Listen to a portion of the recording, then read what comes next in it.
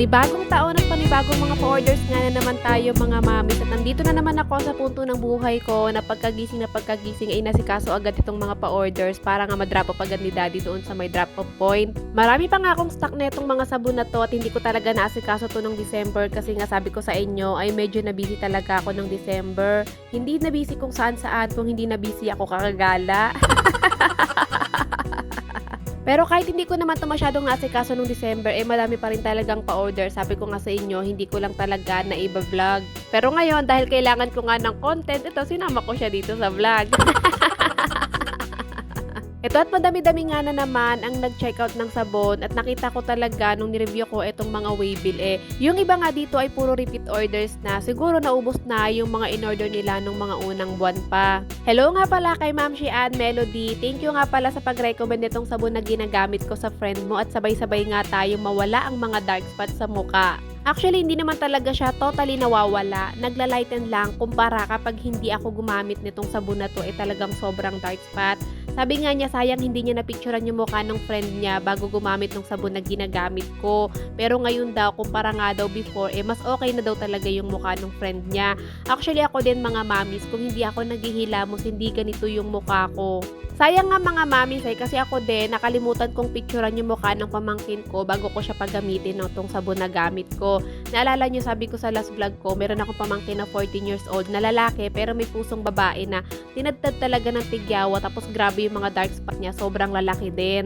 December 16 ko lang siya pinagamit nung sabon na gamit ko tapos nakita kami nung December 24, nakita ko talagang naglight yung mga dark spot niya. Natuwa nga din siya kaya ayan kahapon nakita ko. Umorder na siya ng sabon sa akin. Yung una kasing sabon na pinagamit ko sa kanya, binigay ko lang sa kanya yun kasi nga naawa ako sa mukha niya dahil hindi naman talaga ganun yung mukha niya. Kahit siya hindi niya alam bakit nagkaganon. Siguro naubos na yung binigay ko sa kanya kaya kahapon nakita ko sa Waybill merong pangalan niya. Hindi na siya nanghingi sa akin, bumili na siya. At hindi lang isa yung binili niya kung hindi dalawa. Kasi mami sabi ko sa inyo, pag naubos yung stocks ng sabon na ginagamit ko, 2 weeks or 3 weeks pa ulit bago magkaroon ng stock. So ayun nga, natapos na ako mag-pack ng sabon. Bali ang ginagawa pala namin ngayon mga mamis ay drop off na, hindi na kami per pick up dito kasi nga hindi kami napipick upan ng mga rider at natatagalan talaga yung mga parcel dito sa amin ang nangyayari, nakaka-cancel. Kaya ngayon, pinipili na lang ni daddy ang drop off para nga mas mabilis dumating sa inyo yung mga order nyong sabon.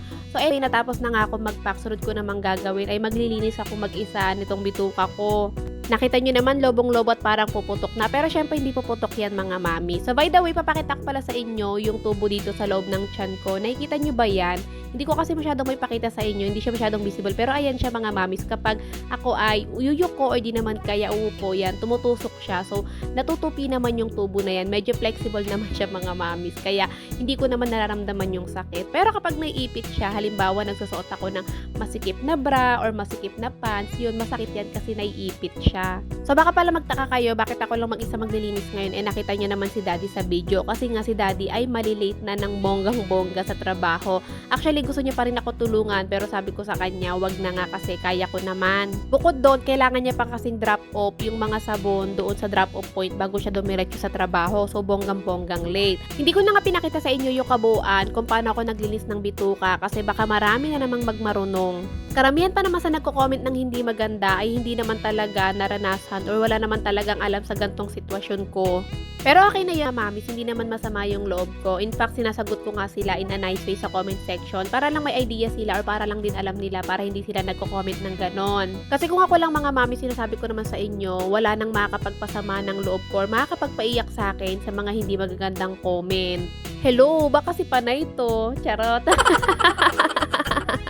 So, nung tapos naman ako maglinis ng bituka ko mag-isa, nagdiretso ligo ako. So, kapag ako lang talaga mag-isa naglilinis ng bituka ko, nagdiretso ligo ako or di naman kaya pag hindi ako maliligo, mag-half bath lang ako. Ginagawa ko yun mga mamis kasi nga, napansin nyo naman, nagtatagal ako sa CR. Hindi gaya na kapag tinutulungan ako ni daddy, nandito lang ako banda sa may sala, si daddy lang ang nasa CR kasi nagde-drain siya doon. Nung natapos naman na ako maligo, dito na ako naghilamos sa kusina kasi nandito lang yung sabon ko. Kasi nga, tuwing gabi naghihilamos ako dito sa kusina, kaya dapat nandito lang yung sabon. At nung natapos naman na ako maghilamos, nagpahinga lang ako, nagpatuyo lang ako ng buhok bago ako kumilos ulit. Hindi kasi talaga ako sanay mga mamis na kumikilos na basa yung buhok ko. Hanggat maaari nga, 'di ba sabi ko sa inyo, pares kami natin na ayaw namin ng maalis na basa yung buhok namin kasi hindi kami pares komportable. Ako kasi mga mamis feeling ko, mas maganda ako kapag tuyo yung buhok ko. Charot! Mabalik na nga tayo dito sa ginagawa ko kasi baka mainis na naman sa akin sa kakatawa ko. Isa sa dahilan kung bakit malilate na kanina si daddy sa trabaho mga mamis kasi nga nag-grocery pa siya. Hindi niya na ako ginising, hindi niya na ako sinama kasi nga alam niyo na Disney princess. Charot! Bumili kasi si daddy ng mga sabon at syempre kape niya hindi pwedeng mawala. Tapos bumili na rin pala si daddy kanina itong amposit dahil nakita niyo naman tong aming gripo dito sa lababo bulok na. Tapos mga mamis lost thread na yan kaya tumutulo-tulo. Actually bumili na talaga ako online. Ito yung una kong binili. Pero nung itinry ko siyang ikabit hindi ko siya makabit kasi hindi siya maikot mga mamis. Tumatama siya dun sa tiles. So hindi siya mala. Kaya ayun bumili na lang si daddy ng plastic. Sayang ngayon nabili ko online mga mamis kasi maganda pa naman. Pero ialo ko na lang yun dun sa bahay kasi baka kaya dun sa lababo nila mama sa bahay. Ito namang faucet na luma na to or gripo na to mga mamis. Maganda naman talaga sana to kasi nga talagang ikot ko siya nakapaglinis ako ng maayos ng lababo. Pero ang problema nga na lost thread tas bukod doon nabubulok siya. Siguro kung bibili kayo ng gantong klaseng faucet mga mamis gaya nung luma ko, yun talagang stainless yung hindi nabubulok kasi ito nabubulok magkano lang naman kasi yung bili ko dyan nasa 100 plus lang. Natanggal ko na nga yung lumang gripo pagkatapos kinako na yung bagong binili ni daddy. Ang eksena, hindi siya magkasya mga mamis, hindi malak. Kaya ang ginawa ko, kinuha ko yung gripo doon sa CR namin at kinabit ko dito sa may lababo. Tapos, yung binili ni daddy, ayun yung nagkasya doon sa CR. Kinabahan pa ko kanina habang nagkakabit ng gripo dito sa lababo. Akala ko wala talaga ako may kakabit ngayong araw dito at wala kaming magagamit. Pero buti na lang nagawan ko ng paraan at gumana yung utak ng mamshi panay nyo kahit papano. So, nung natapos naman ako doon magkabit ng gripo sa lababo, bumalik na ako dito sa sala para naman maglinis. Pero syempre bago ako maglinis, hindi naman ako gaganahan kung hindi ako makikinig ng music. So baka nga sabihin nyo, puro BTS song na lang yung pinapakinggan ko. Syempre pinapakinggan ko rin yung mga kanta ni daddy. Sa mga hindi nakakalam at nagtatanong nga pala sa comment section kung ano daw bang trabaho ni daddy, si daddy mga mamis ay musician. Tapos nagko-compose din siya ng mga kanta. At syempre siya rin yung singer ng mga kanta niya. So kung meron kayong Spotify mga mamis, i-search nyo lang yung Rancib and Basha kung gusto nyo marinig yung boses ni daddy. Tapos makikita nyo na lahat ng mga kanta ni daddy mga ginawa niya. Yung boses ni daddy sa pagkanta ang nakabihag sa malaberheng puso ng mamshi panay nyo. Charot! Sana mga mami, supportahan nyo din yung mga kanta nila daddy doon sa Spotify para kung sakaling gusto nyo rin mag-senti, halimbawa nag-away kayo ng asawa nyo tapos gusto nyong maglungkot-lungkutan, punta lang kayo sa Spotify at pakinggan nyo yung kanta ng Rancib and Basha. So yun na nga, habang nagkapatugtog ako, sinimulan ko naman na ang kumilo. So tinanggal ko na yung cover na tong sofa ko kasi lalabhan ko. Tapos pinagpagan ko lang yung kutsyon. Hindi pala ako magva-vacuum ngayon mga mamis kasi hindi naman talaga ako feeling masipag today. Kanina kasi talaga habang nakahiga ako, bigla ko naalala na magtatatlong linggo nang hindi nalalabhan yung sofa cover. Kaya sabi ko, kailangan ko na siyang tanggalin para malabhan kasi baka kung hindi, mangati-ngati na ang katawan ko. So yun na nga, sofa cover pa lang yung natatanggal ko pero yung pagod ko, akala mo buong maghapon na akong kumilos. So after ko naman dun sa sofa, dito naman ako sa computer table. Bali babaguhin ko yung pwesto nito.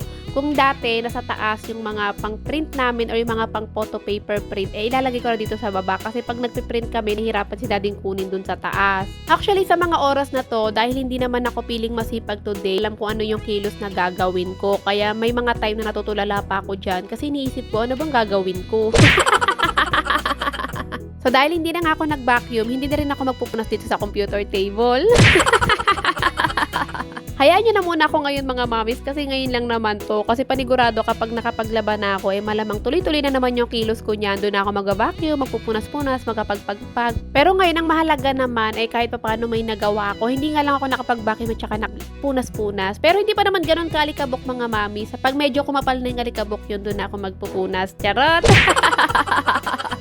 Isa talaga sa dahilan kung bakit napilitan akong kumilos ngayong araw kasi kailangan ko lang tiklopin tong Christmas tree. Dapat talaga hindi ko natitiklopin to kasi 11 months na lang naman na mga mami, Pasko na.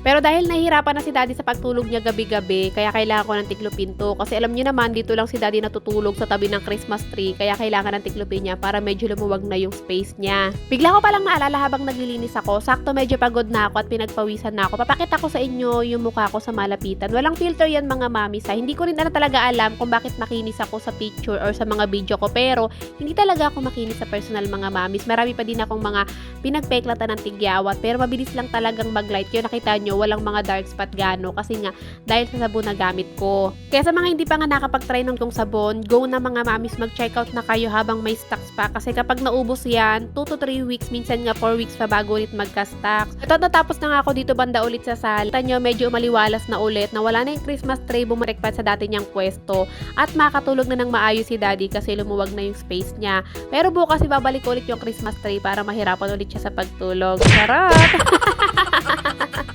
Ito na nga yung pinaka-last na eksena ko ngayon, Tina. Kailangan ko palang palitan yung mga toothbrush namin. Actually, hindi ko talaga alam na kailangan palitan yung toothbrush every 3 months or 6 months ata. Kaya Tina ko lang nalaman mga mamis. Kasi sabi ko naman sa inyo, hindi ako sanay mag-toothbrush. Hindi ko na pala nirepilan yung mga lagay ng asukal, gatas, kape kasi minsan kaya Tina ko na talaga pinapagawa yan. Sakto natapos na ako sa mga gawain ko. Oras naman para ako ay mag-K-drama kasi ito lang talaga yung libangan ng mamshi pag walang ginagawa.